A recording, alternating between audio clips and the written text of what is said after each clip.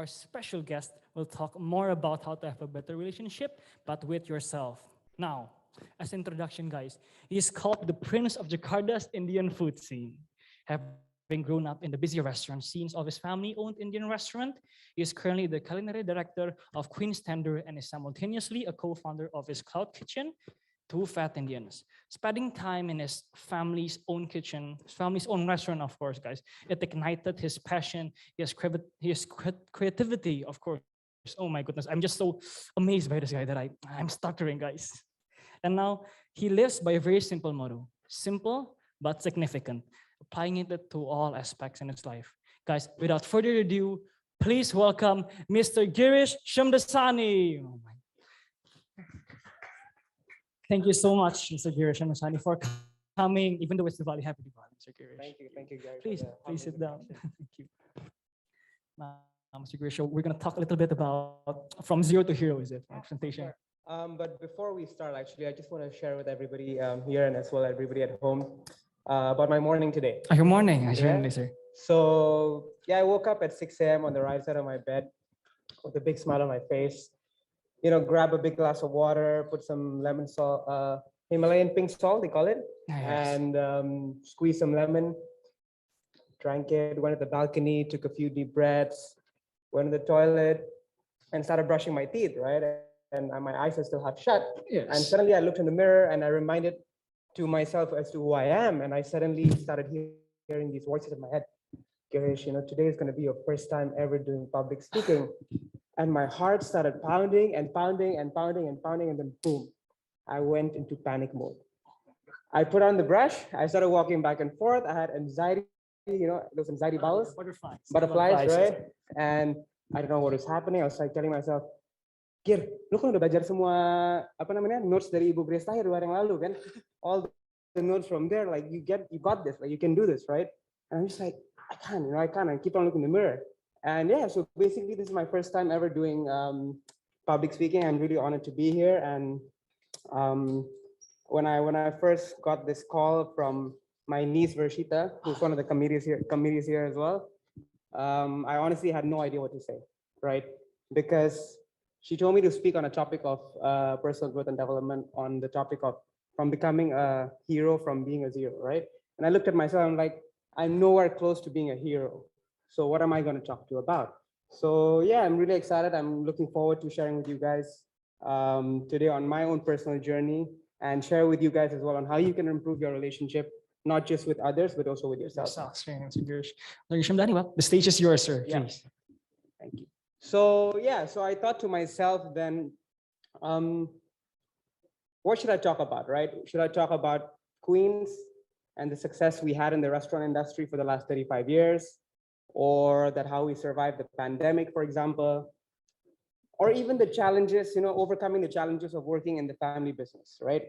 And then I was like, maybe I could also talk about how during the pandemic, you know, I'm a very quite innovative and creative person when it comes to food. So how I dived into starting a new business with my sister-in-law, diving into the cloud kitchen industry as well as starting into a new side hustle that's related to tech, right? So, and I was like putting myself in your shoes and I was like, do I really want to be hearing to another business speaker, another speaker that would tell you the fundamental guidelines or the secret sauce or secret recipe in becoming a successful and happy entrepreneur?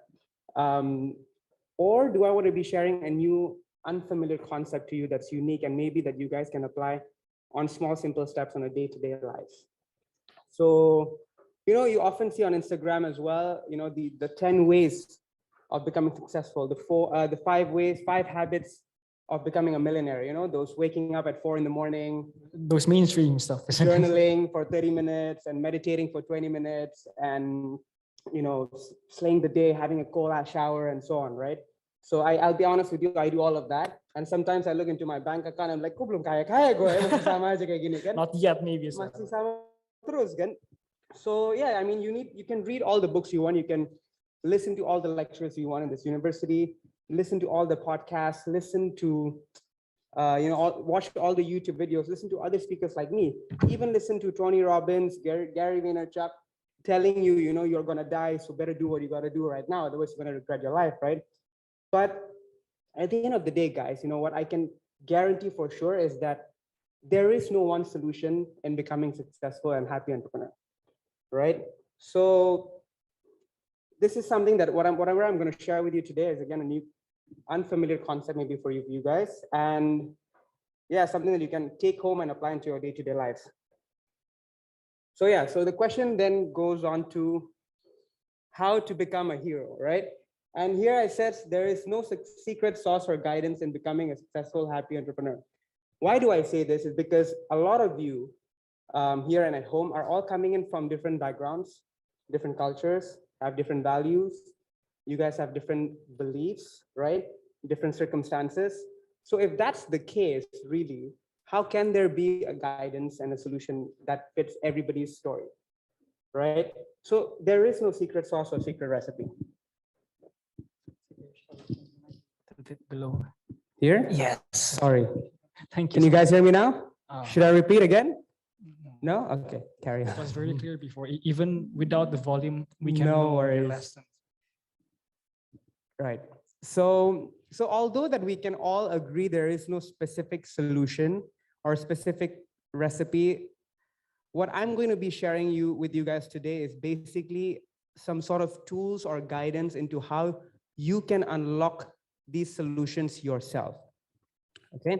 So at this stage, I would like to ask you actually, Gary, like, what does it mean for you to become a hero? Like, what is your definition of a hero?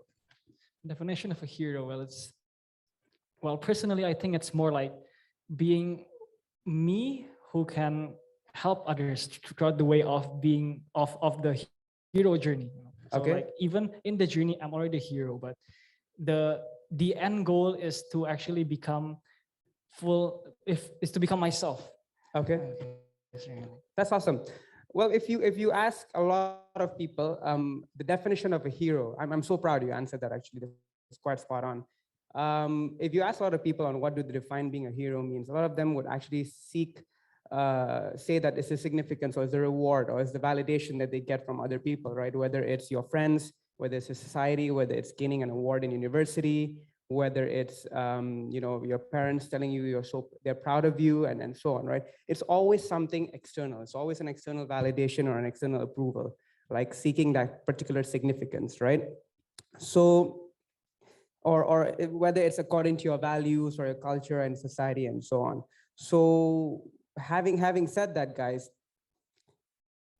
because we seek the definition of a hero from the outside and not from within, this is the source of all our habits and our anxieties and our fears. And this is exactly the resistance that's creating for us to tap into our own creativity, as well as what's stopping us from doing the action. Because if you're always doing something for the validation of others or the approval, you're actually not you're not becoming your full potential. That's the one. So if you ask me, my definition of a hero is quite similar to yours. My definition of a hero is someone with the power and ability to be able to reduce themselves to zero, right? So I'm sure Varshita here must be like, who am I inviting, somebody crazy, asking me to talk about zero to hero, but now, it's telling everybody here to actually be a zero instead, right? So instead today, Gary, I'm going to be talking on the importance of becoming from a hero to a zero. We're going to flip the topic. And I got this concept basically from the great Mahatma Gandhi, who always says, I must reduce myself to zero, so long as the man does not of his own free will put himself last among his fellow creatures, there is no salvation for him. He also said, when you make yourself into zero, your power becomes invincible. Now, what does Gandhi really mean by this is reducing sort of the self-ego that we have as individuals from seeking that validation and approval from others, right? That's the part that you got to reduce yourself to zero, right? That the selfless love that we often do, for the benefit of others and the well-being of others, instead of our own first. So it's always about putting other people in front first before ourselves. And this is exactly the true missing link in leadership today.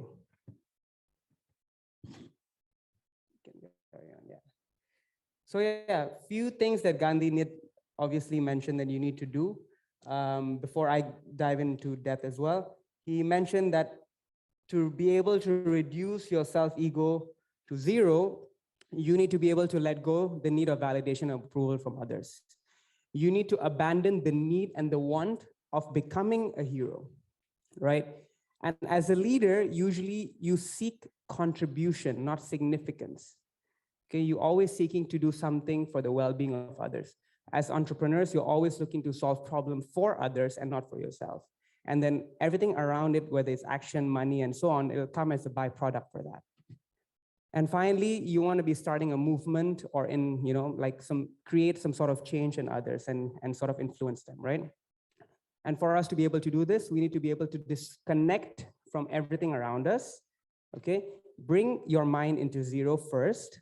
Figure out what are your true values? What are your true beliefs that relates to you? You know, it might not make sense to everybody else, but yourself, right? And once you know what your true values are, is that when you decide to apply to other people and in their lives, right? And make them change for the better as well, right? Because at the end of the day, guys, it's really not you versus them. It's what you want to see you in them. Does that make sense? Yeah? So yeah, actually, before we go on the next slide, an example I want to give is with the success of our family business in Queens. And I've always seen how my dad, who's the first generation who was running the restaurant, still partly is. For the last 35 years, I think people ask me, like, what is the secret? What is it how does Queens sort of last for the last 35 years? And yes, we've had the same, consistency when it comes to food and service and so on.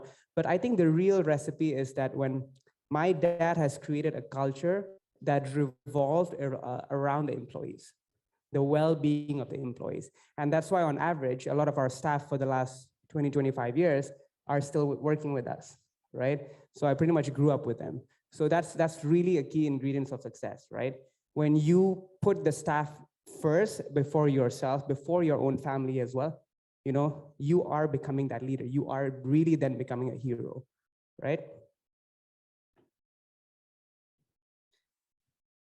So there are 3 steps. I've divided the presentation into 3 different frameworks into reducing yourself to zero. The first is the inner work that you have to do, which is raising your consciousness. I'll define that a bit later. And this process is basically unlocking the beliefs and the values you have as a human being first, before trying to apply to other people, right? The second is practicing vulnerability. And this is where you have to purposely put yourself in uncomfortable positions in order to fail, because failure is the fastest way of succeeding. And finally is by using the 1% rule. So basically, yeah, you can dream all you want, you can put vision boards all you want, you can meditate all you want, you can visualize all you want, you can practice raising your consciousness, but if you do not act, nothing will move, nothing will change for you, right? And why I say the 1% rule, this is where we get into the power of compound interest as well, but not just into the stock market, but into your life. Okay, so the first part into reducing yourself to zero is raising your consciousness. So let's first define what consciousness means. Okay, it's one of my favorite topics, by the way. So consciousness means the state of being aware and responsive. The state of being aware and responsive to one's surrounding, right? And I'm going to use a bit of science instead of religion or spirituality, just to dive into deeper on the power of your mind, because it's really, really strong. And I think a lot of you here, or maybe a lot of you at home, have not really looked into or tapped into and understand what can the mind do for you, right? So yeah, so if you guys are not familiar with awareness and consciousness, I don't know about you, are you quite familiar with it? Me, myself, I have not, and I would love to hear it from you, Yeah? Mr. Okay. So there are three types of awareness in your mind. We have the conscious mind, which is your basically your critical mind, your logical mind, your thinking mind, what you sort of reveal yourself to the world. Okay. Then we have your it's okay, you can click next there. We have the unconscious mind, which is all your beliefs, your values, emotions, long-term memory, intuition, imagination. This is basically your core as a human being. What is deeply, deeply rooted that makes you who you are as a person, that creates your habits as a human being, your unconscious habits. And then we also have the pre-conscious mind, which is, you can just click next. So that's the conscious mind, unconscious mind, and then we have the pre-conscious mind. These are basically the thoughts that you are not actively thinking, but when you do can be easily triggered, right?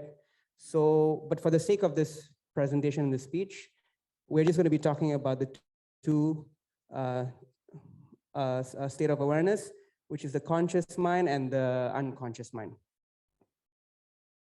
So guys, if you're not really familiar with this concept, it is also important to know that actually your unconscious mind makes up almost 95% of your brain power. So it really is something that you need to become familiar with, right? It handles everything inside your body, from breathing to the eating habits that you do, to how your body language, for example, and so on, right? Even to when you're dreaming or even asleep dreaming, for example, this is all coming from your subconscious mind, even when you make memories. So if 95% of your brain power makes up your life right now and could also determine your future as a human being, does it then make sense for us, Gary, that it is important for us to become familiar with, it is important for us to tap in and to be able to control, as hard as it is, right? Because it's deeply, deeply grounded in your body, right? In your head. It's important for us to become aware of who we truly are in that sense, then what our beliefs are, what our values are as a human being, what our habits, and then check in whether these habits and these values are actually aligned with what we want to achieve or what we want to influence others with. Because let's say you want something um, that you want to achieve in the future, right? And if you don't have the same values aligned to achieve that vision, you will never ever be able to achieve that vision, right? So you need to first look into yourself and ask yourself whether or not you have the necessary values that is in line with the vision that you want to achieve. So I say this because, a lot of people who's unaware of their unconscious mind, by the time they become 35 years old, we become a series of computer programs, basically, of unconscious habits that we do. You wake up in the morning, you go to the toilet, you put on the lotion, you put on your clothes or your jacket, you go to work or you go to the university with the same road, same car you take, you meet the same people in uni, and you meet the same people at work. After that, you go home, you have dinner with your friends or with your family, and then you go sleep, you watch Netflix, for example, and you do it all over again and again and again and again. You're not really wiring yourself with new brain connections, right? And the fastest way is actually through learning, right? So 95% of your mind is built upon is coming from the unconscious mind, right? So just like a computer program that requires a software upgrade every now and then, right?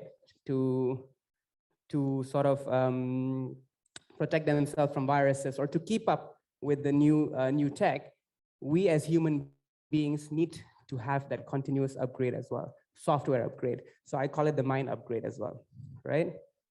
So we need to be able then to be able then to plant the seeds, the right seeds in our subconscious mind, so that whatever we want to do to achieve that sort of thing that you strive for becomes an unconscious part of you. And then all the habits that you need to achieve that will just come out naturally. And this is exactly what I mean by there is no one solution for all. Everybody will have different solutions. And once you can tap into that region, then you can just figure it out on your own. Do you have any questions from that until now? No, like Yeah, it's actually my first time like being explained about consciousness, and it seems like it's kind of a very important foundation of your life, isn't it? definitely. So I mean, very, it's come from the Buddhist religious background as well. yes, right. But I'm not quite a religious person as well. So as long as there's some essence of science into it, then I quite love the work, and that's why I Yes, do what right. I do really. Because in the end, both of them just like religion, like science, like it just mixes into one topic to be able to improve yourself, like through consciousness, isn't it? Correct, correct. Everybody has got a different road, but the journey is the same, right? To grow, to be able to grow. So yeah, I mean, these things, looking into yourself, looking into the power of your own mind, your own beliefs and your values, these things you can't really often find in books or universities, or even in podcasts or on YouTube videos, right? I mean, they'll tell you what to do and guide you, but at the end of the day, what you believe in is only solely for yourself, right? If in Indonesian we see it, banyak jalan menuju Roma. Right? Banyak kenapa? Banyak jalan menuju Roma. A lot of roads to Rome, but in Correct, the to end, Rome. you'll be reaching Correct. Rome. Okay. So one of the best way actually in raising your consciousness is to practice what I call practice mindfulness. I'm sure you're quite familiar with this Oh concept. yes, mindfulness just teaches you so much about how to act in the present, how to Correct. focus, right, Mr. Gill? Correct. So basically, mindfulness is basically teaching you how to become more conscious and more aware about your thoughts and your surroundings, about how you're feeling, about how you're checking in with yourself, right?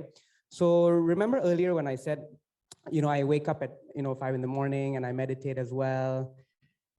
Sorry, the millionaire habits that that on Yes, Instagram you see that people wake up at 5 in the morning, meditate, journal, have a cold shower, and exercise for 30 minutes, get moving, and so on, right? These things actually work, but it does not necessarily make you a millionaire. These habits are very important to be able for you to ground yourself every morning, just to be able to disconnect from everybody around you, be present with yourself, allows you to check in with yourself. Whether or not the intentions that you are setting today, is really true to what you want to be doing. Because if you wake up in the morning, like, how many of you like actually wake up and the first thing you do is check on your phone? Oh, that's me and them. Because Everybody else everyone. here, right? Check on your phone, and before you sleep as well. Is that the last thing you see? Certainly. Right? And sometimes when you wake up and you see your phone, for example, and you see a bad news, whether it's touch with a terrorist attack, or somebody's had a loss, or whatever bad news it is, wouldn't it affect your energy early in the morning? For example, your mood, for example, right? Yeah, and it just goes throughout the whole day. Right. Isn't it? So it has the potential of ruining the whole day as well, right? The same as when you're about to sleep, you watch something, if you watch the news, for example, right, and you see all these terrible things that's happening all over the world, for example, and then you suddenly turn off your phone and you go to sleep, and that's the last thing you're actually watching before you go to bed. And when you're dreaming and then you wake up and you say, why do I have these nightmares? Why do I feel this way? Why do I feel that way, right? Because we always are feeding our brain with a lot of crap, to be honest. Yes, a lot Right? a lot of people sleep angry due to these stuff. So. Correct.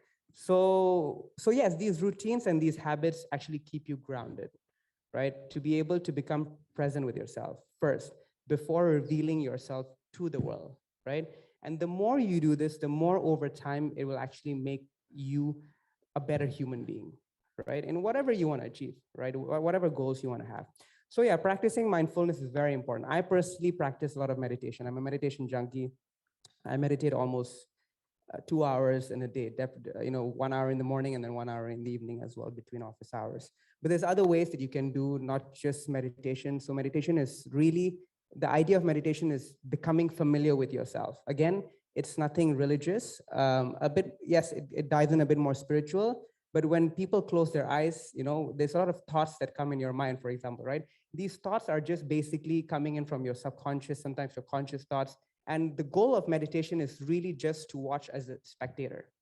So you know what you are thinking. So if you are, for example, you want to achieve for example, become a millionaire, right? Let's talk about that, right?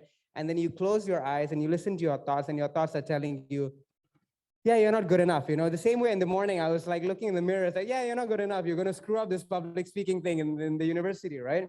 So after that, I actually went in to close my eyes and be like, why am I thinking like this? I'm watching it. Why is this voice coming into my head, right? I'm checking in with myself. I'm checking to what I'm telling myself. A lot of people actually here, including myself, are so good in giving advice to other people with when it comes to relationships, when it comes to work. I'm so good. Like I was like, everybody used to come to me like when in high school as well, like why is she behaving this way? Why is he doing this to me? And so on. What do I do? Blah, blah, blah. But when it comes to giving advice to myself, I was terrible. Right? We all are a victim of that, right?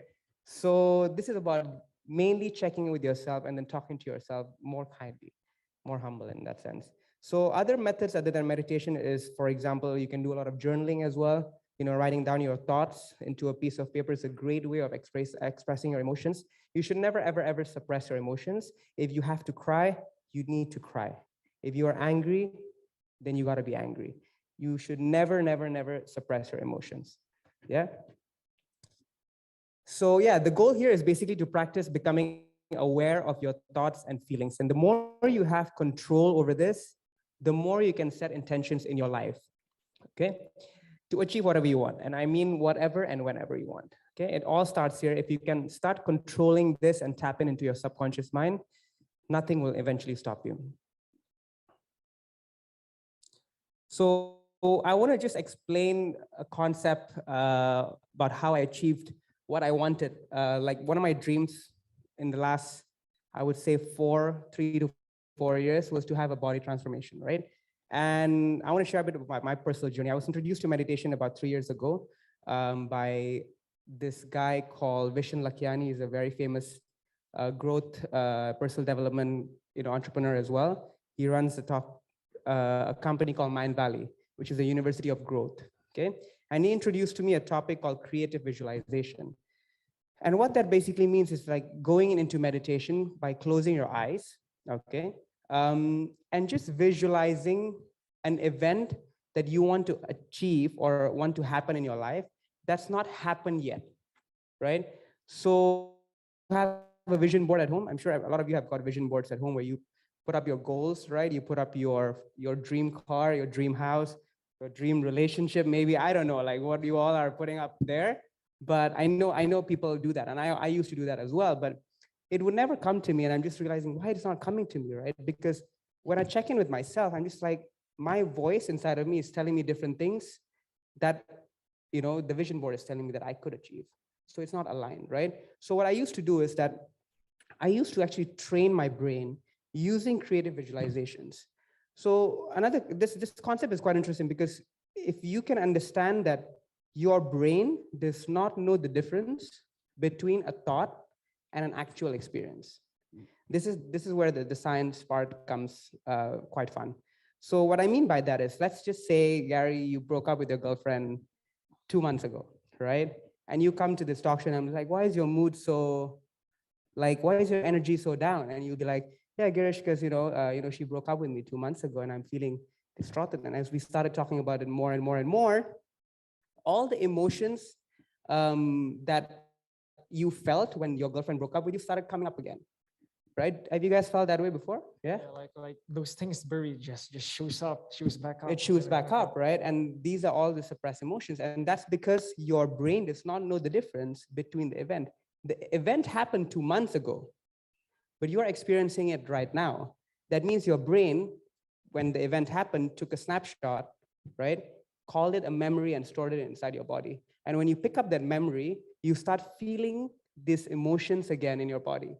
So your brain is basically using your body as an instrument to feel your emotions, right? So does that make sense then? If you can feel your energy is down by picking up a memory from the past because your brain does not know the difference, you can actually also train your brain to experience an event that's not happened yet, because the brain doesn't know the difference between a thought and an experience. So if you can actually plant a thought in your brain and every single day you think about it, you dream it, you become it every single day, your brain will eventually not know the difference that you are in the experience or not. And when you can train yourself to the point where you feel so whole and complete already, you may not even want the thing anymore in the future because you're already becoming that, you're already feeling that right now. So yeah, I started the meditation on body transformation. I was just sitting myself down, closing my eyes for 5 minutes every day. I would actually feel what it would be like to have the body that I want to achieve, right, for the next 2 years. And I would set realistic goals. How would it feel like to come out from the pool like James Bond does? Oh yeah, like you step, Like you step in like that, right? And I did that a couple of weeks ago with my oh in wow. Bali. But anyway, yeah, when you close your eyes, you want to train your brain to be able to feel the sensations, all the five senses in your body. So if you close your eyes, you feel it. How would it feel to touch the water? How would it feel to actually have that body? Would it be, how hard would it be? What would the smell be like? Like if you can go down that deep, your brain will not know the difference. And then eventually, after 2 years, I'm sitting here with you right now, and you can click next. I'll show you. This was me. Ooh, right. This is me taking a shot a month ago, and this is 7 months ago. And this is after I had COVID, right after I had COVID. And during COVID as well, I quite had a bad mild pneumonia. So it was not like an easy process. I could to get back to the level of fitness I needed to took a while. But that whole journey, even though it felt like now I'm sitting here with you seamless, there was a lot of hard work, no doubt. But I'm not here feeling, insanely happy about it because 2 years ago, I've already trained my brain to be happy about it. Does that make sense? Yes, yes. Yeah. So yeah, I mean, if you guys want to learn a bit more about meditation, hit me up on DM, or you can just ask me on Q&A later, and I'll just give you guys a few guidelines Oh, to wow. get started with. Yeah. So the next step into being able to reduce yourself to zero is to practice vulnerability. Now, in order to practice vulnerability, you need to first be able to complete step one, right? And what does it mean to become vulnerable, right? Being vulnerable means being open for wounding, but also for pleasure, right? Being open to the wounds of life means also being open to the bounty and beauty, right? So coming here to talk to you, for example, and sharing my truth, as nervous as I was shaking my feet and my heart pumping, for example, this is me being vulnerable, right? Putting myself purposely in positions where it is outside my comfort zone. I still am feeling outside because I hate public speaking actually, right? And this is me being vulnerable, right? So for me, it might be different. For you, it might be different, right? So it's the same thing, right? How I define vulnerability, what makes me vulnerable and what makes you vulnerable could be different. You may have different fears. For example, what sort of fears do you have, for example? Oh, I am afraid of the dark. The dark? Yes. Okay. So I've got a fear of heights, for example, right? I used to have that too. You used to have, yeah. So how do you overcome it? The fastest way to overcome it is actually to put yourself in that position first, Yes, purposely, yes. right? So that you become okay with it. I'm sure now the next public speaking event I go to, my body will already be more comfortable talking to a larger audience maybe here, right? So that's what I mean by practicing vulnerability. Whether it's good or bad, you shouldn't be afraid to be able to talk about your emotions, your fears, your insecurities. Like this is where you get to be yourself. Okay. This is the world I call the world of the unknown, the world of the uncertainty, where you have no idea what the outcome is going to be. When you see that beautiful girl in the bar, for example, and you're standing there with your friends and you're feeling nervous as shit, like you don't know if you should approach that person, right? And your heart starts, you got this butterflies, the same thing, right? You don't know if she's gonna say yes or no to you, or she's open to having a conversation with you, or she's open to giving her number to you, right? So, but as a man or as a person, as a human being, you gotta do it anyway. Because at the end of the day, if you don't do it, can you live with that decision? So I'm not talking about approaching a girl. This could mean bigger decisions in your life, right? So you need to be able to practice yourself into that unfamiliar, discomfort positions to be able to trust yourself more into making better decisions for you. There are three main steps into practicing vulnerability. And the first one is practicing self-expression. Now, the easiest way you can do this is via, for example, social media, right? So instead of focusing on the likes and the comments on Instagram or on the YouTube, a lot of content creators now, they seek the like, they seek the comments, they get affected by what people are telling them, right? But if you can be unapologetic, right? If you can just be unapologetically yourself, that's really, really the goal, because if you, this is what we mean by not seeking the validation and approval from others, right? Like, why do you have to let something the outside of you affect you as a human being, right? If you can create your own happiness, if you can create your own sadness, whatever feelings that you can create your own, then you are practicing your self-expression, right? So yeah, it's taking responsibility of your thoughts, putting your shame aside, for example, nggak ada malu, right? People say that, right? And then your fears, insecurities, and a lot of people may like you, they may not like you, and you have to be okay with that. You have to be okay with people laughing at you on stage. I've had an incident where, I was doing this Asian night event with my university in England, and I fell while I was dancing for a performance, and I fell because I dislocated my knee, and everybody started laughing because they thought it was part of the show. And you had to be okay. It didn't really affect me, of course, but from there I learned, like, no matter what you do, however good you get, there are always going to be people who not like you. And when people do not understand you, people are not making sense of what you're doing, then you are actually on the right path. Does that make sense? Right? So yeah, when I spoke about the bar Yeah, the bar example, thing, yes. if you were the girl approaching the guy, and society is telling you, no, but the guy has to approach. For me, I call it one of the bullshit rules of society, Oh yeah, yeah, yes, right? yes. We call it the rules, and this is from that guy Vision as well. So yeah, I mean, if you are a girl, you tell the guy you love the guy, go say it. Like, who's to say that you can't tell the person you love the person, right? Just because you're a girl doesn't mean you can't approach the guy. That's all nonsense to me. Because we're the same. We both can Just love. connect. You gotta connect with your own values so that you are able to express them. Girl or boy, doesn't matter. Yeah. The second is to reach out and connect. So we human beings are almost always wired for connection, right? We're always seeking safety. We're always seeking relationships. Yeah. So it is important that we are able to create a safe space, whether it's with our parents, whether it's with our families, with our close friends, to be able to reach out, to be able to talk about our insecurities, about our fears, to be able to talk through about our day, our emotions, and our thoughts, whatever it is we're going through. I myself have gone through, anxiety, for example, stages of depression as well, failures in businesses, failures in relationships.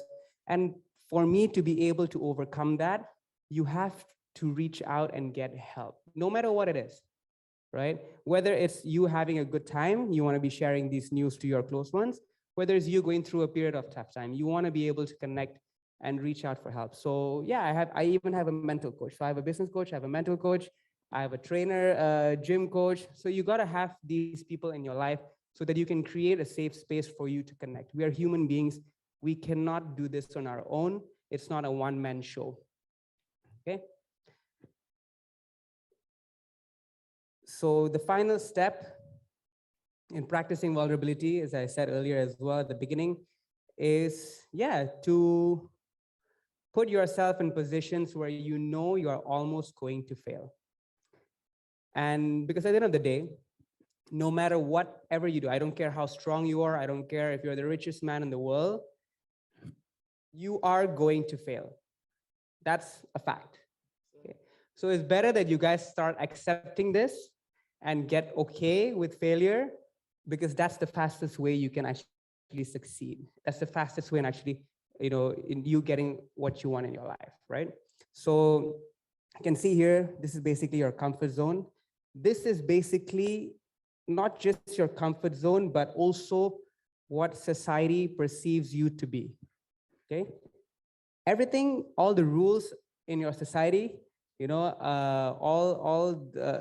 you see other people are doing the same things on Instagram, for example, and you feel comfortable in that, and you feel comfortable in that in that state of being, like you're not challenged, you're not push yourself, then you are just going in like an average direction, I would say. So everybody's living their life here, right? You want to be somewhere different, whether it's here or here or here. You don't want to be following the trend. All the great success never, ever, ever follows the trend. Instead, they make it, don't they? They make it. And they make it with themselves, with what they believe in, right? It could be the same, it could be not, but at the end of the day, they don't care whatever people or the surrounding says. Most success happens when people tell them, oh, this is not going to happen, right? And that motivates them to do even more and more and more, right? So you want to be here, right? You want to be where the magic happens. You want to be in the unknown area where you don't know where you're actually going to succeed or fail. You never know that, but you always continuously want to be putting yourself in that position purposely. Does that make sense? Yeah? Yes, of course. Okay. So finally, in order to reduce yourself to zero, as I said earlier, you can meditate all you want, you can visualize all you want, you can try manifesting all you want. But my niece once told me that if you do not trust yourself enough, right, nothing will shift for you, right? So I'm going to use what we call the 1% rule. The 1% rule is basically the power of tiny gains, the power of compounding. And I said earlier, it's not a concept that you just use in the stock market or investment. Warren Buffett says the power of compounding. When you invest something small of your income into a particular fund every month consistently, that value grows over time, right? But in a later stage in the future, right? That same concept you can apply to your own life. So in order to do the 1% rule is to actually celebrate the small wins. If you can click next. Sorry, yeah, again, next. To be able to celebrate the small wins, right? The small successes, right? So it may be a success, it may not be a success in the eyes of others, but as long as you know it's a success for you, you need to be able to go out and celebrate it. The same way when there's failures, others see it as a failure, how you perceive it can be perceived differently, right? And you start celebrating these small successes. Start paying your dues, for yourself, no, not for anybody else. And you will see the change, no matter what you do, right?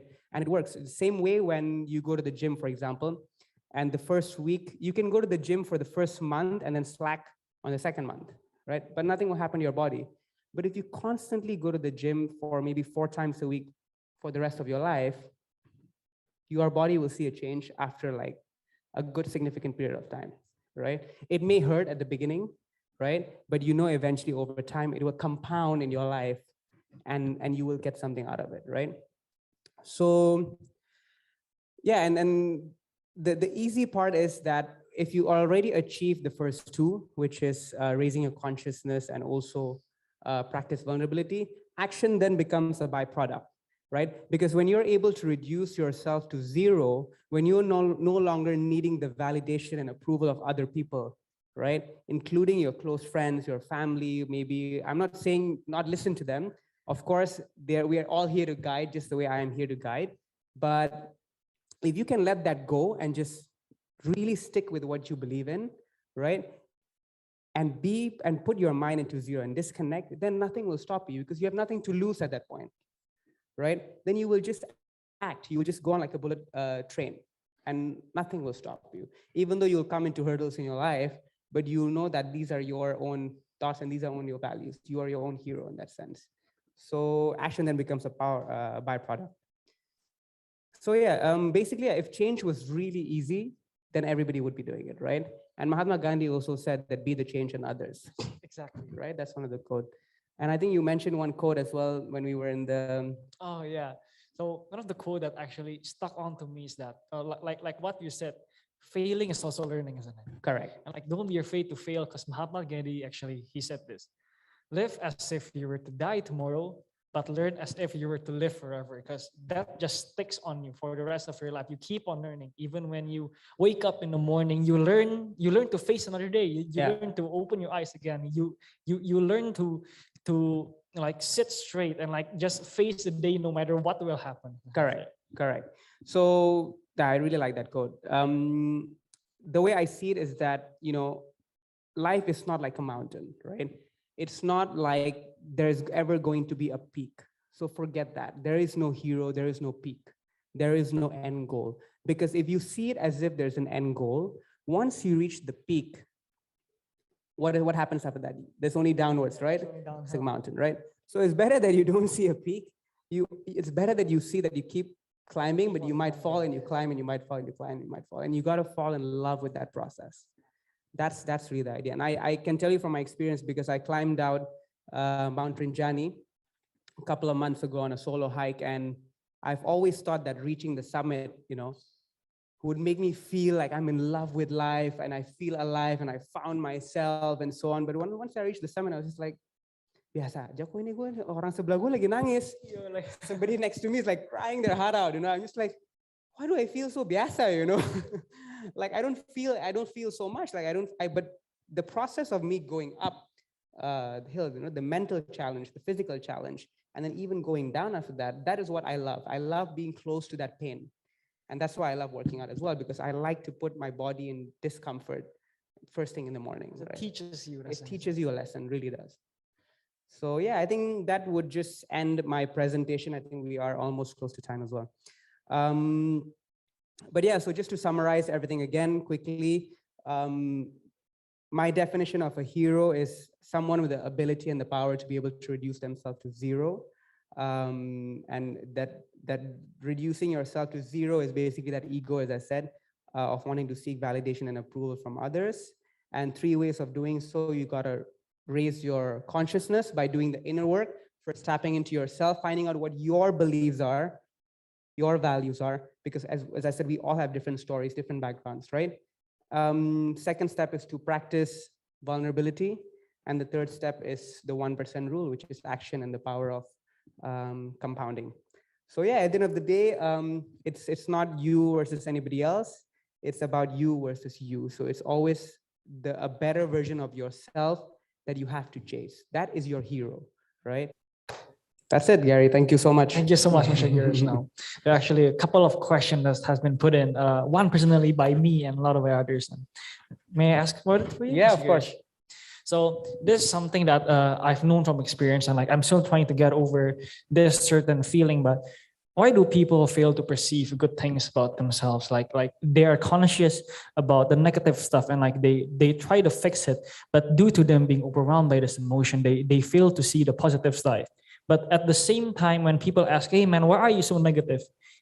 The person just answers with a simple reason that is just, "Oh, I'm negative about myself because I want to further develop myself." Like Because you're afraid, sorry? like they say that, "Why are you so negative about yourself?" Right? And like I keep on answering, "Oh, it's because if I perceive myself good, then I won't be able to develop myself because I'll think good of myself." Right? Yeah, So, yeah.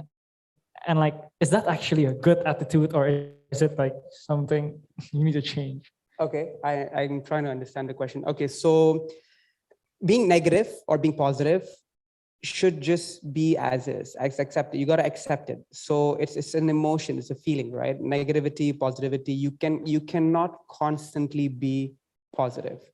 If anybody is trying to tell you to be positive all the time, we call that toxic positivity, right? So as a human being, as I said, we have to be able to feel all emotions, whether it's good, whether it's bad, right? That's the first step. You got to first accept that. So when you're feeling like crap, or when you're feeling guilty, or when you're feeling grief, or you're feeling negative, or you're feeling down, that's okay. You just have to go through that process. You cannot fight it. It's not something you can fight, right? You just gotta, because the more you fight it, the more actually it comes back and revolve in your life. I just create a space. So when you talk about negativity, create a space for negativity in your life. That's fine, right? So be it. If it's there, it's there, right? Maybe it's because when you grew up, for example, you're always seeing circumstances that's not good for you or whatever, and you see so many negative things happening, whether it's in the news and everything, and you learn all of that, right?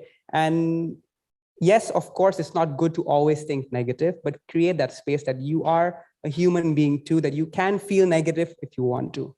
So when you accept that, then you start also giving space for positivity. So when you can start seeing the good things in the little small things in your life, when you feel the sense of gratitude, for example. That's one of the biggest emotions that you can ever feel, being thankful, right? Then you can sort of balance it out, and then all the negative emotions, negative feels will start coming down, slowly being replaced by this. But if you fight against it, and if people come tell to you why you're so negative, why you're this, you just got to accept it as is. Where I'm going through something right now, for example, let me be, for example. So it's not something that will hold you back, or you don't have to be positive all the time to get what you want. We just need to balance, don't we? Sometimes everything is about balance. Yeah. Thank you so much. Yeah, does that answer the question? Yes, very much. And like from Evangeline, what should we do if things don't turn out the way? What should we remind ourselves? If things don't work out the way you want to work out, I'm not going to actually go far as to say, yes, there is always going to be a positive side in the future, but I think the best way to see it is you take out a piece of paper and see currently in your life what is working out for you. So that particular thing, you put it aside, the thing that's not working out, but take out a piece of paper, write on all the things that's working out for you, and be grateful for that, because you have a bigger role than actually getting to that what you want in life. There's so many people around you. You could be a brother, you could be a father, you could be a mother, you could be a son. You have these particular roles and these particular relationships in your life, or a particular material stuff that you have in your life that you can be grateful for right now. And that is exactly the first thing you need to remind yourself. That will keep you grounded again and try to get that thing you want in your life again, or pursue something else, for example. But you need to be able to ground yourself and remember, hey, look around, I'm still here, I'm still alive, I'm still breathing. So be grateful for that moment first and try and practice that on a daily basis. Certainly. So just be mindful. Be mindful. Be mindful. It all goes back to that. Like Mr. Girish, does inner work, is it important for us as an inspiring entrepreneur in the future? Entrepreneur? Yes. 100%. 100%. 100%. Because again, as a successful entrepreneur, if you are showcasing values of other people, if you're sharing values of other people, then you're not really making change and influencing others, right? So if you can already know who you are as a person, that's great. Maybe you don't have to do the inner work, right? I've got a few friends who does not even like meditating because they're so confident with themselves. They say meditation screws up my mind, for example, right? But if you don't know where you are in your life, and you got to start looking into yourself, like who are you as a human being, and what values do you have that you want to apply on other people? Being an entrepreneur, you want to be able to instill values of yourself to others, right? It's no longer about visions and missions and statements anymore. Things have changed. People are getting more emotional, creating more emotional space in work as well, in work cultures as well. You go into work, it's not immediately about boom, boom, boom, working and you are stuck in that box, right? It's about coming in, talking. Now you have that open work, co-working, talking about the movie you watched last night, talking about how this date of yours went really well last night and so on, talking about the movie and so on, right? So you got to be able to create that space at work culture, right? Be able to express yourself as a person. And if you are already expressing yourself as a person as unapologetic, then maybe you don't need to do the inner work. But if you are still closed up, you're not opening your heart, you're not welcoming other people in your life as much, or putting yourself out there the way you want to, that means you have to do the inner work for sure. So guys, yeah, you want to be an entrepreneur. That means you're gonna be able to inspire other people, but you gotta work on yourself first. 100%. Yourself, then others, guys. That's always the urutan that you must go through. Yeah. And like we're going back to the kind of friends theme here, Mr. Girish. Like, do friends give us big impact or influence to our spirit, especially on inner work? Depends. I would always say surround yourself with people who believe in you more than you believe in yourself. Because when times are hard for you and you're going through a lot of things in your life, whether it's in university or business or even relationships, if you don't have the core people to, the non-judgmental people, like your friends are there just to listen. They shouldn't be there to judge you. Once they start judging you and getting involved in your life, then that's them trying to get involved. And that they're not really supporting you. What you need is they need to be able to create the space for you to process whatever you're going through, the good and the bad, right? So yes, they have a big influence as long as it's the right friends that you have, right? And secondly, surround yourself with people who you aspire to be, for sure, right? If you work, for example, what I would suggest, for example, the first few years of your 20s, I would work with anybody for free. Like I would go to my role model or my mentor and be like, hey, can I just work with you for free? You know, and then maybe in 2 years, if I've learned enough skills from you, maybe you can hire me as a full-time, you know? So you want to be learning from the people who are way smarter than you. Even when it comes to when you are as an entrepreneur, you want to be hiring people who are smarter than you as well, right? Because then that way you can delegate and just focus on the things you are good at, right? You always need to focus on your strengths. Yes, you have weaknesses, but why do something that you don't like? Why, you know, if you're not one into trading or investment where everybody's doing it now because of FOMO, right? On the coins and the cryptos and so on, right? Why do it if it's not you, just because out of fear of missing out, for example? So always focus on your strengths, surround yourself with the right people, and really cut out the negative ones. Yeah. Thank you so much, Mr. Girish. And now, what do you think if we stay for just a while, maybe in our comfort zone because we're tired of the problems that are currently hitting us? Like, what if for one day, for example, or a couple of days, we just cower inside our comfort Yeah, zone? you need to rest 100%.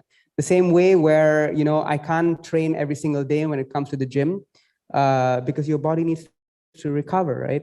So you need to be able to listen to your body, right? But when you're doing this inner work, it's then when you're checking in with yourself. Okay, I'm feeling very tired today. Maybe I'll take a couple of days off because I'm going through this thing that's happening in my life, or work is just going on too much for me. Maybe I'm feeling burnt out, right? So I want to take a couple of days off. So you are actually taking that decision by doing the inner work to take the rest you need, right? By rest, I don't mean being home, being on your social media or Netflix, but just doing things that make yourself happy, right? Whether it's through sports, whether it's through, and just disconnecting from everything, whether it's your phone and the computer and the TV and so on. So yeah, give yourself a break if you need to do what you need to do. Like be you. Like nobody's here to tell you to do anything. Like whether it's taking a few days off work, I do that all the time. Yeah. Like as a rest ya kawan-kawan ya. You guys have to be able to balance karena when things don't balance, they kind of overwhelm each other. They just eat each other, don't they, Mr. Girish? So yeah, speaking about balance, like I'm a guy who I don't believe in like strict regimes and strict routines as well. Right? Yes, I have a good morning routine. Yes, I work out and I get myself fit, but almost every week I eat unhealthy food as well. Like, you know, I would follow this rule of 80% consistency and 20% you can enjoy your life. Do whatever you want, literally, right? And you will see that with the power of compounding over time, it'll actually have no effect at 20% and your 80%. So you don't have to be 100%. If you don't wake up at 5 a.m., if you don't wake up at 6 a.m., if you don't meditate, it's okay. As long as you talk to yourself instead of feeling guilty, oh, gua nggak bangun nih kemarin, shit, man. The more you do that, the more you're actually breaking the cycle. But if you can calm yourself down and be like, okay, kemarin gua nggak olahraga nih, gak apa-apa lah, gua mau break hari ini, but besok I'll do it again. Yeah. Constantly. It's like that. It's always like that. It's always like that. Because I've been on the fitness journey for 10 years now. I didn't see any improvement until this year. Go lihat, go ke gym, to join every single club, name it, celebrities, the Gold Gym, and this, everything. Nothing helped for me, because I always was not kind to myself. So I always wake up, waduh gua skip, waduh gua kemarin clubbing di sini lah, gua nggak bisa keluar lagi nih, you know, capek lah inilah. That excuses and that guilt builds. So you focus on the guilt, dia bakal lebih guilty lagi. And the more tomorrow you'll feel lazier. So this time, if I do go out, like I went out last week, Monday I push myself. It'll get even more uncomfortable. But when you have that one push, then it'll become normal again, the cycle. So always give time for yourself to rest and break, but don't feel guilty about it. That's very important.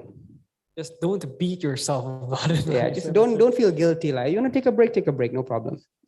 Harus guys ya, berarti mas jadi break rest itu semua harus guys in order to fully maximize it. 100%, yeah. Maximize.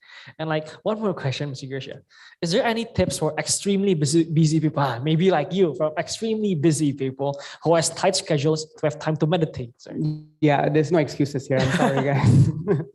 So basically, you can meditate anywhere, anytime in your life, in your day. As I said, meditation doesn't take hours. Some people do it for hours. Yes, I do it for hours, but it can be as small as just maybe 5 minutes of your day. I'm not even asking you to do 15 minutes. Literally, the first thing in the morning, you wake up, you do your morning toilet routine, and you just sit with your thoughts for 5 minutes, and that's it. Or even on the way to the university, on the way to work, for example, just close your eyes and just see what you're telling yourself. And don't be scared, because it could, bring up flashes and thoughts that you don't want to hear. And just be there, be accept it as it is. And when you start doing that, and you'll find more and more and more time. The CEO of Twitter, I forgot his name, but anyway, he puts in about 2 hours of meditation. He's probably one of the busiest mans in the world. He's CEO of Twitter. Twitter, right? So he puts in 2 hours of meditation, one in the morning, one in the afternoon as well. And I also have about 3 businesses at the moment, and I still have be able to put in my meditation. And if I skip it, I skip it. Sometimes I do shorter ones, sometimes I do my long ones. So there is always time if you make time. That is the hardest part, yes. But once you can make time, then you'll see your life start shifting. Things will happen for you. Things will happen through you. You will not just force things. You start seeing things happening, aligning with what you want. Certainly. It's just kawan-kawan. At the end of the day, gak ada waktu buat waktu. Benar. If it's important to you, you make time. Don't find time. So how important is it to you to do the inner work, right? If it's important, you make time. Same way with anything you do in life, right? Kalau nggak ada time, berarti nggak gitu penting buat. Yeah, exactly. Yeah. Like jawab WA cewek bisa, meditate bisa juga dong. Come on, guys. Yeah. It's the same. It's like you have to make time for it. Exactly. And like I guess Q&A session, Mr. Girish, I would like to really thank you so much. Oh, thank you. And as a token of appreciation, I would like to hand you this placard and certificate, and will be given by Pak Jami as